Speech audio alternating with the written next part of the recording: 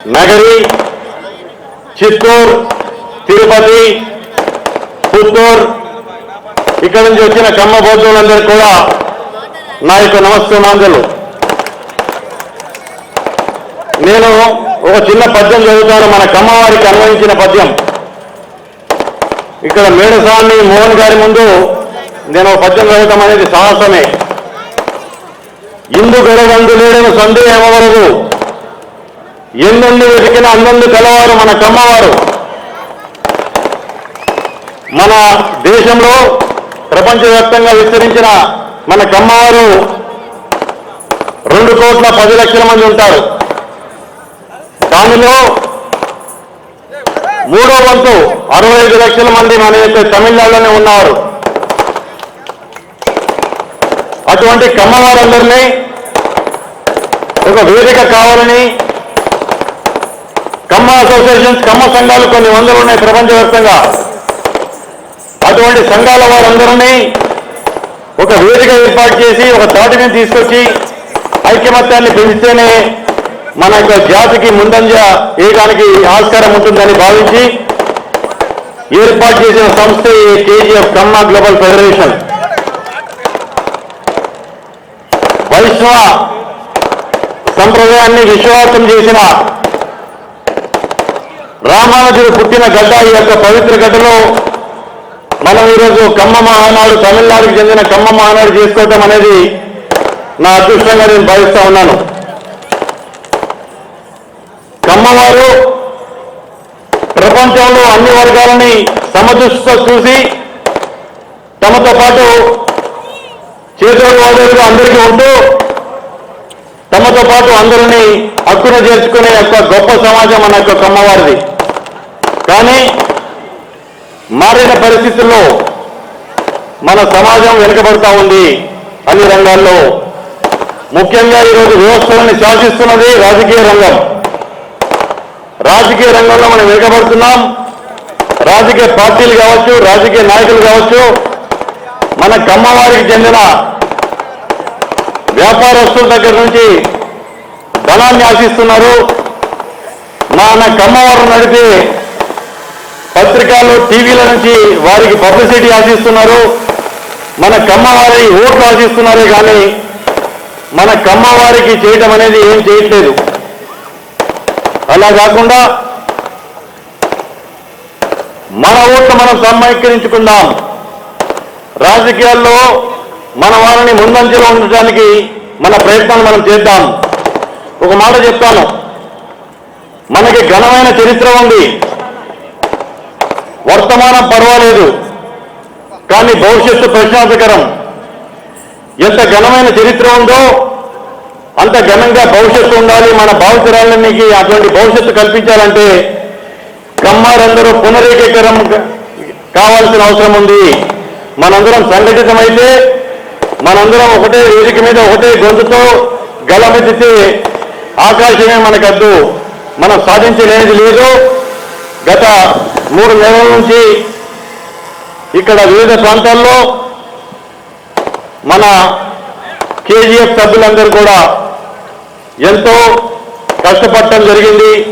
గ్రామాన్ని వెళ్ళటం జరిగింది. గ్రామాల్లో మన వారికి బ్రహ్మరథం బట్టి, హారతులు బట్టి స్వాగతించారు. అదే మన యొక్క కమ్మ అనే అభిమానంతో తీసిన వారందరికీ కూడా పేరు పేరున నమస్కారాలు, ధన్యవాదాలు. మనం అన్నదాతలం. పొలాన్ని నమ్ముకొని వ్యవసాయాన్ని పండించి నలుగురికి అన్నం పెట్టి అన్నదాతలం. అటువంటి అన్నదాతలం చదువుల కోసం, అభివృద్ధి కోసం గ్రామాల నుంచి పట్టణాలకు వచ్చాం. అక్కడి నుంచి ఇంకా అభివృద్ధి కోసం పట్టణాల నుంచి విదేశాలకి వెళ్ళాం. విదేశాల్లో కూడా ఎంతో సేవ చేస్తూ, విదేశాల్లో ఉన్న అక్కడ వారికి సేవ చేస్తూ అభివృద్ధిలోకి వచ్చాం. 2 సంవత్సరాల క్రితం కమ్మ గ్లోబల్ ఫెడరేషన్ అని స్థాపించి ఒక ప్రపంచ సదస్సు ఏర్పాటు చేసుకున్నాం. దానికి అద్భుతమైన స్పందన ఉంది. 32 దేశాల నుంచి కమ్మ ప్రతినిధులు అందరూ ఇచ్చేశారు దానికి. అలాగే భారతదేశంలో ఉన్న అన్ని రాష్ట్రాల నుంచి ప్రతినిధులు వచ్చారు. చాలా గొప్పగా సక్సెస్ అయింది. దానికి ప్రారంభించడానికి వచ్చిన తెలంగాణ రాష్ట్ర ముఖ్యమంత్రి ప్రారంభించి రేవంత్ రెడ్డి గారు కమ్మ అంటే అమ్మ లాంటిది, అమ్మలాగైతే తన బిడ్డలని వారి ఆకలిని చూసి బిడ్డల బాగోగులను చూస్తుందో ఈ కమ్మ వారి సమాజంలో ఉన్న అన్ని వర్గాల వారిని తన బిడ్డల్లాగా చూసి ఆదరిస్తారు, హక్కును చేర్చుకుంటారని చెప్పడం జరిగింది. అది మన కమ్మవారి గొప్పతనం. రాజులుగా రాజ్యాలు వెళ్ళాం. తమిళనాడులో ఉన్న మధురైని పరిపాలించిన తిరుమల నాయకర్ మన యొక్క కమ్మరాజు. అలాగే మధురైని పరిపాలించిన మంగమ్మ మన కమ్మ నా రాణి. అలాగే ఇప్పుడు మేనసేన మోహన్ గారు చెప్తున్నారు చోళుల గురించి, శాతవాహనుల గురించి. ఇటువంటి ఎన్నో రాజ్యాలు వేరాం, కానీ ఆ చరిత్రలోనే మిగిలిపోతూ ఉంది. ఈ మద్రాసు రాష్ట్రానికి మొట్టమొదటి ముఖ్యమంత్రి మన బొల్లిని మునిస్వామి నాయుడు గారు. అదే ఇంటి పేరుతో బిఆర్ నాయుడు గారు ఉన్నారు, వారికి బంధువులు కూడా. మన వారు ఎంత గొప్పవారంటే యుగ పురుషుడు నందమూరి తారక రామారావు గారిని ఆయన ఒక బ్రాండ్. ఆయన మద్రాసు రాష్ట్రంలో ఉండి సినీ రంగంలో అభివృద్ధిలో వచ్చారు కాబట్టి ఆయన ముఖ్యమంత్రి అయిన తర్వాత మద్రాసు నగరానికి నీటి ఎద్దడి ఉంది, తాగటానికి వారిని ఇబ్బంది పడుతున్నారని తెలిసి దాతృత్వంతో గొప్ప మనసు తెలుగు గంట ప్రాజెక్ట్ తీసుకొచ్చి మద్రాసు రాష్ట్రానికి నీళ్లు ఇచ్చిన ఘనత మన కమ్మవారు యుగ పురుషుడు స్వర్గీయ నందమూరి తారక రామారావు గారిది. ఈరోజు చూస్తూ ఉన్నాం మనం, నీటి కోసం ఒక్కొక్క రాష్ట్రాల మధ్య యుద్ధాలు జరుగుతూ ఉన్నాయి, కోర్టులో కేసులు వేసుకుంటున్నారు, ట్రిబ్యునల్స్కి వెళ్తున్నారు. అటువంటిది ఆనాడు స్వర్గీయ రామారావు గారు తెలుగు గంగ ద్వారా మద్రాసుకి నీళ్లు ఇస్తారంటే అప్పుడున్న రాజకీయ నాయకులు కూడా స్వాగతించారు, కానీ ఎవరు విభేదించలేదు, వ్యతిరేకించలేదు. అటువంటి ఘనమైన చరిత్ర మనకు ఉంది. ఇక కోయంబత్తూరులో ఉన్న పారిశ్రామిక విప్లవాన్ని చూసుకుంటే అదంతా మన కమ్మవారి ఘనత. జీడి నాయుడు గారు, ఆయనకి ఎడిసన్ ఆఫ్ ఇండియా అనే దీర్ఘాంతకుడు. ఈ మధ్య తమిళనాడులోని అతిపెద్ద ఫ్లైఓవర్కి జీడి నాయుడు గారి పేరు పెట్టుకోవడం జరిగింది. లక్ష్మీ మిల్స్ కావచ్చు, పిఎస్సి గ్రూప్ కావచ్చు, ఇటువంటి ఎన్నో చెప్పుకుంటూ పోతే తమిళనాడులో ఉన్న మన పారిశ్రామికవేత్తల యొక్క పరిశ్రమలు చూసుకుంటే కనీసం 10 నిమిషాలు చెప్పాల్సి ఉంటుంది. నేను ఒకటే ఈ యొక్క వేదిక మీద, ఈ వేదిక ముందున్న వారికి కాకుండా పత్రికా మాధ్యమంగా చూస్తున్న వారందరూ కూడా చెప్పదలుచుకున్నాను. ప్రభుత్వాలు, ప్రభుత్వ రంగ సంస్థలు కల్పించిన ఉద్యోగాల కంటే మన కమ్మవారు కల్పించిన ఉద్యోగాలు ఎక్కువ. కొందరు తెలిసి తెలియని వారు మాట్లాడుతుంటారు, కమ్మవారు 10 మంది గుప్పడి మంది ఉండరు, కానీ అన్నిట్లో వీళ్ళే పెత్తనం చేస్తుంటారని. మనం 10 మంది గుప్పడి మందిని కాదు, మనం 2,10,00,000 మంది ఉన్నాం భారతదేశంలో. యువజనుల శాతం 140 కోట్ల భారతదేశంలో యువజనుల శాతం ఉన్నాం. 1.5% అంటే తక్కువ కాదు. మరి ఇంకొక విషయం చెప్తున్నాను, ఇదే యొక్క వేదిక మీద నుంచి ఒక కమ్మవారు కనీసం 10 మందిని ప్రభావితం చేయగలరు, 10 మందిని తమతో పాటు తీసుకెళ్లగలరు. త్వరలో తమిళనాడులో శాసనసభ ఎలక్షన్స్ రాబోతా ఉన్నాయి. ఇక్కడ 65 లక్షల మంది అంటే తమిళనాడు రాష్ట్ర జనాభాలో 8% మంది మన యొక్క కమ్మవారు. కానీ మన కమ్మ ఎమ్మెల్యేస్ ఎంతమంది ఉన్నారు అంటే 12 మంది. మన కమ్మ ఎంపీస్ 3 ఉన్నారు.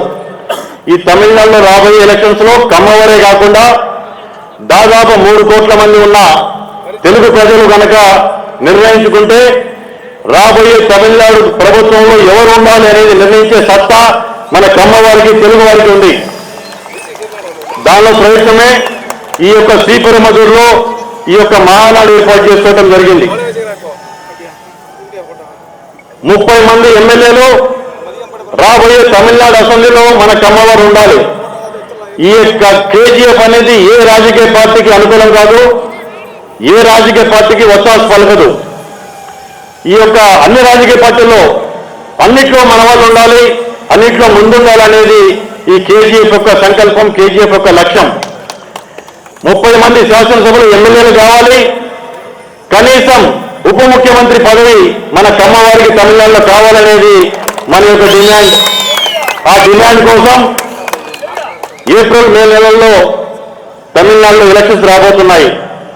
ఏ రాజకీయ పార్టీలో అయినా సరే ఆసక్తి ఉన్న కమ్మవారి కోసం వారికి టికెట్ రావటమే కాకుండా వారి గెలుపు కూడా ఈ కేజీఎఫ్ తోడ్పడుతుంది, కష్టపడుతుందని ఈ యొక్క సభ వేదికపై నుంచి చెప్పదలుచుకున్నాను. నేను 2 సంవత్సరాల క్రితం ప్రపంచ కమ్మ సదస్సు ఏర్పాటు చేసినప్పుడు ఒక పత్రికా విలేకరుల సమావేశం ఏర్పాటు చేసుకోవడం జరిగింది. అప్పుడు కొందరు పత్రికా విలేకరులు నన్ను ఒక ప్రశ్న ఇచ్చారు. ఏ విలేకరులు కూడా మీరు మనల్ని వ్యతిరేకించే ఒక పత్రికకు చెందిన విలేకరులు, అన్నిట్లో మీరే ముందున్నారు కదా, ఇంకా ఏం ఆశించి మీరు ప్రపంచ కమ్మ సదస్సు ఏర్పాటు చేస్తున్నారని అడగడం జరిగింది.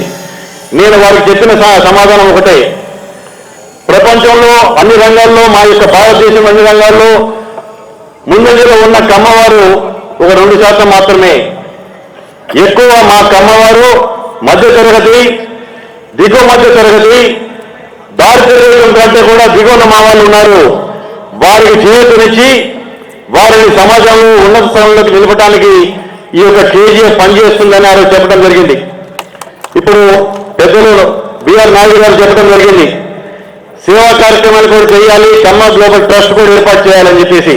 తప్పకుండా నాయుడు గారు మీ యొక్క సూచన మేరకు మాకు ఇంకా వయసు ఉంది, ఇంకా పనిచేసే సత్తా ఉంది, మంచి చాలా అనుభవజ్ఞులు సమర్థులైన కేజీఎఫ్ టీం ఉంది కాబట్టి తప్పకుండా మీరు చెప్పిన దాని మీద కేజీఎఫ్ పనిచేస్తుంది. మనల్ని మనం పోల్చుకోవాలంటే ప్రపంచంలో మనకి పోటీ దాగిన జాతి కానీ ఆ వర్గంలో ఉంటే ఒక జ్యూస్ మాత్రమే. యూదులు ఇజ్రాయెల్కి చెందిన జ్యూస్ వారే మనం వాళ్ళతో పోల్చుకోగలం. వారికి ఉన్న లక్షణాలన్నీ మనకు ఉన్నాయి. ఒక జ్యూస్ ఈరోజు ప్రపంచంలో 10 నోబెల్ బహుమతులు వస్తే 10లో కనీసం 6 ఆ జ్యూస్కే దక్కుతూ ఉంటాయి. అలాగే మనం సంఘటితమైతే ఈరోజు ఇక్కడికి వచ్చిన వారికంటే కూడా తమిళనాడులో మనకి సౌత్లో చాలా మంది కమ్మవారు ఉన్నారు. తేని, విరుదునగర్, కోయిల్పట్టి, దిండిగల్ ఇటువంటి ప్రాంతాల్లో మన వాళ్ళు చాలా అధిక సంఖ్యలో ఉన్నారు. అలాగే కోయంబత్తూరు చుట్టుపక్కల కూడా మన వాళ్ళు చాలా పెద్ద సంఖ్యలో ఉన్నారు. ముఖ్యంగా తమిళనాడు అభివృద్ధిలోకి పాలు పంచుకున్న మన కమ్మవారు పెద్దలు చాలా మంది ఉన్నారు. తమిళనాడులో కూడా చాలా కమ్మ సంఘాలు ఉన్నాయి. నమస్కారం చెప్తూ వేదికను ఆరంభించినటువంటి పెద్దలందరికీ కూడా పేరు పేరున నా నమస్కారాలు. గత 30 సంవత్సరాల నుంచి నాకు జట్టి కుసుమ్ గారు పరిచయం. మేమంతా ఒకటే చోటు ఉంటాం. వారు ఈ మధ్య కేజీఎఫ్ అనే ఒక సంస్థను నిర్మించి దాని యొక్క విధి విధానాలను ఊరూరా వాడవాడ వెళ్ళి ఆయన ఒక తాటి మీదకి తీసుకురావాలి ఈ కమ్మ కులాన్ని అనేటువంటి ఉద్దేశంతో చేస్తున్నారు. ఇప్పుడు ఎంతోమంది రాజకీయ నాయకులు ఉన్నప్పటికీ కూడా అటు తెలంగాణలో కానీ, ఇటు కర్ణాటకలో కానీ, ఇటు తమిళనాడులో కానీ తగినటువంటి ఈ కమ్మ కులానికి ప్రాధాన్యత లేదు. అది ఎక్కడ లోపం ఉంది అనేటువంటిది పెద్దలందరూ కూర్చొని చర్చించి రాజకీయంగా మనకు రావాల్సినటువంటి ఏదైతే షేర్ ఉందో అది మనం పొందగలిగితే దానివల్ల ఈ జాతిలో అక్కడ ఉన్నటువంటి వర్గాలకి కొంత మేలు జరుగుతుంది. కాబట్టి అది రావాలంటే అందరం ఒక్క తాటి మీద వచ్చి ఇటువంటి కార్యక్రమాలు చేసి మన యొక్క బల నిరూపణ జరిగితే తప్ప ఈ రాజకీయ నాయకులు ముందుకు రారు. మన మీద మన స్ట్రెంగ్త్ చూపించాలంటే ఇట్లాంటి సభలు ఇంకా పెట్టి ఊరు వాడ అంతా కూడా తిరిగి అందరినీ ఒక ఏకతాటి మీద తీసుకొచ్చి జరిపించాల్సినటువంటి అవసరం ఎంతైనా ఉందని చెప్పి నేను భావిస్తున్నాం. ఇకపోతే కమ్మ గ్లోబల్ ఫెడరేషన్. ఇదే విధంగా కమ్మ గ్లోబల్ ట్రస్ట్ అనేటువంటిది ఏర్పాటు చేస్తే బాగుంటుందని నేను భావిస్తున్నా. ఎందుకంటే ఈ కులంలో ఇప్పటికి కూడా చాలా మంది పేద విద్యార్థులు ఉన్నారు, పేదవాళ్ళు ఉన్నారు. వాళ్ళకి సరైనటువంటి విద్యా అవకాశం దొరకట్లేదు. ఈ కమ్మ గ్లోబల్ ట్రస్ట్ ద్వారా వాళ్ళని పేదవాళ్ళని చదివించడం, అదేవిధంగా వైద్యం చేయించుకోలేనటువంటి వాళ్ళకి వైద్యం చేయించడం, వాళ్ళకందరికీ కూడా ఎడ్యుకేట్ చేసి ఇన్సూరెన్స్ అంతా కట్టించి ఇటువంటి కార్యక్రమాలను చేస్తే జాతికి కొంత ఉపయోగపడుతుందని చెప్పేసి వేదిక ఉన్నటువంటి పెద్దలందరూ కోరుతున్నాం. దీనికి అనుగుణంగా ఏదైతే కేజీఎఫ్ ఉందో అదేవిధంగా కేజీటీ అని ఒకటి పెట్టి దాని ద్వారా ఈ కార్యక్రమం చేస్తే జాతి బాగుపడుతుంది, వాళ్ళంతా కూడా హెల్త్గా ఉండాలని చెప్పేసి కోరుకుంటూ నాకు ఈ అవకాశం ఇచ్చినటువంటి పెద్దలందరికీ కూడా పేరు పేరున ధన్యవాదాలు తెలుసుకుంటున్నా. ఓం నమో వెంకటేశాయ.